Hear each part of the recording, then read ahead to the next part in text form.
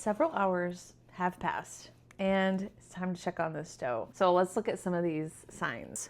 You can see some bubbles. Is it jiggly? Yep. Does it pull from the side easily?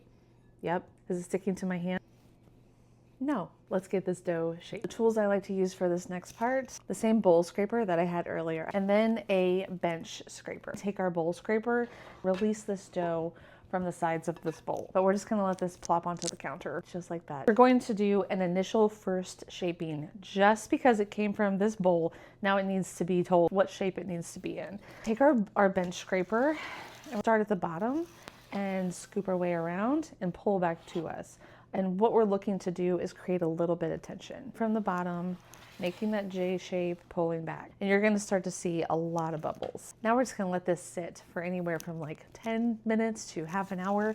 And while we're doing that, go ahead and get your Banneton basket. Again, this is what I use. So you have to find what works for you. Just a little bit of flour. While your dough is resting, it's the perfect time to wash up your dishes. As you can see, this dough has now relaxed a little bit and is not at all sticky. So we're gonna take our bench scraper, we're gonna flip it over. This is where you're gonna see a lot of different techniques. And I'll be straight up honest with you, the way that I do it may not be the best way, but it works for me. And I've tried a lot of different kinds of shaping methods, and this seems to be the simplest way for me. I really do challenge you to try several different techniques because everybody's very different. But I am going to use caddy clasp. The goal is to press these edges together to create tension so that this dough stays nice and taut. Is just grab it by the side and press together. Now I'm just going to go on the opposite side, so the sides that I didn't do.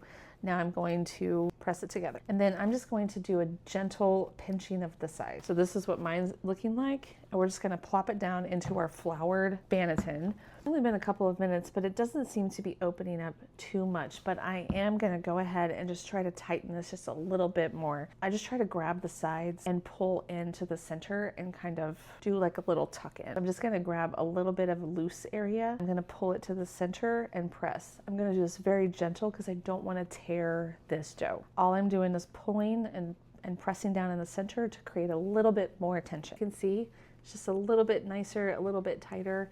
The last step, I cover mine with a paper towel to absorb any moisture between the dough and the shower cap. So cover it with the shower cap. And now this is gonna go in the fridge overnight. And this will get baked tomorrow morning. This could stay in the refrigerator for anywhere up to 2 days.